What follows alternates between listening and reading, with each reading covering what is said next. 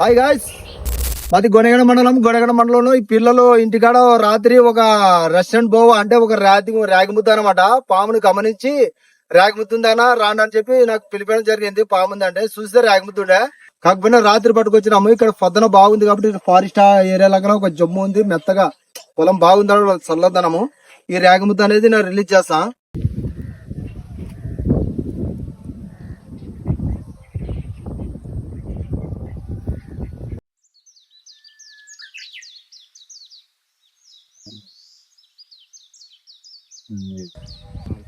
Okay friends, ఈ పాములు వచ్చేసి అంతరించిపోకుండా మేము ఇక్కడ దీనికి కుక్కలు పిల్లలు తినకుండా పిల్లిలు తినకుండా దీన్ని పట్టుకొని వచ్చినాము. రిలీజ్ చేయడానికి వచ్చినాము, రిలీజ్ చేస్తాం.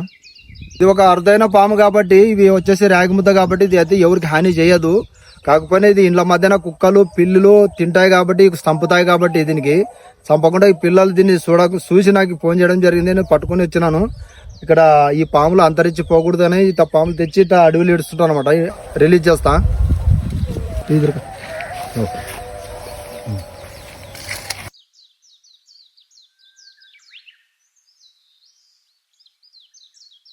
ఓకే ఫ్రెండ్స్, రాగిముద్ద అంటే రెస్టారెంట్ బోగా రిలీజ్ చేసినాము.